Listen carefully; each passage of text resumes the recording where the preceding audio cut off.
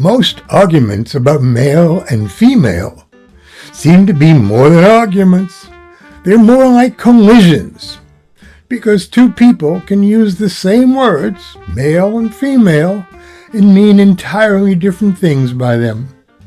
And then we wonder why the conversation gets hot so fast. People use male and female in different ways, and some people experience themselves outside the old traditional categories. Rather than litigate that, I want to give you a simple 3-layer tool that reduces heat and increases understanding. Keep in mind that this is not a political video, it's a language and meaning video.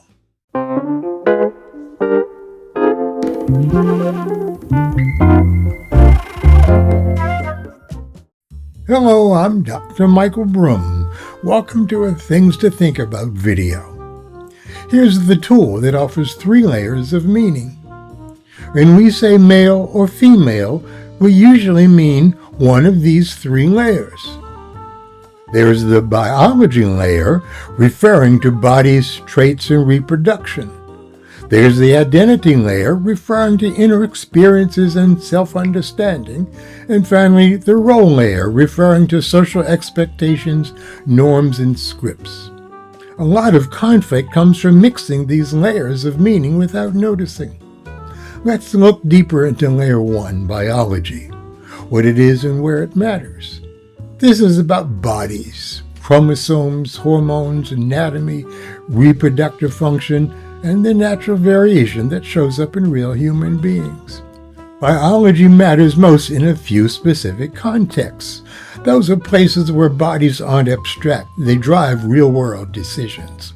First is medicine, clinical choices about risk, diagnosis, dosing, screening, and treatment can depend on sex-linked physiology.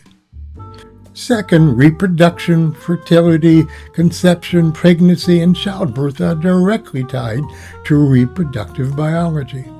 And third, some physical performance domains in certain sports or tasks. Especially at elite levels, sex-linked biological differences can materially affect outcomes.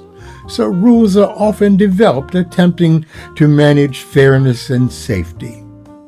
Outside those contexts, biology may still be relevant, but it's much easier to accidentally use it as a shortcut for identity or social role, and that's where confusion tends to start. So biology matters, especially in those concrete arenas. But most everyday conversations aren't happening in a clinic, a fertility appointment, or a rule book. They're happening in relationships, workplaces, and culture. And that's where male and female usually mean identity or role as much as biology, sometimes more. We'll discuss those layers next. But here's the key point. Biology is just one layer, not the whole conversation. And thinking biology becomes confusing when it's used as a shortcut for someone's identity or social role. So here's layer 2, identity. The inner layer people often forget. Identity is how someone experiences themselves, internally, psychologically, and personally. Whether you agree with someone's language or not, this layer is real in the sense that people have an inner life. They have a sense of self, and they make meaning of their experience. Some people say male, female, and mean biology. Other people say male, female, and are talking about identity. If you don't clarify the layer, you're talking past each other. Layer 3 is role. This is the fastest changing layer. Role is what a culture expects, how men should behave, how women should behave, what's praised, what's punished, and what's considered appropriate. This layer changes the fastest across time and place, and many people carry role expectations in their bodies. Tension, shame, pressure, without ever questioning where the script came from.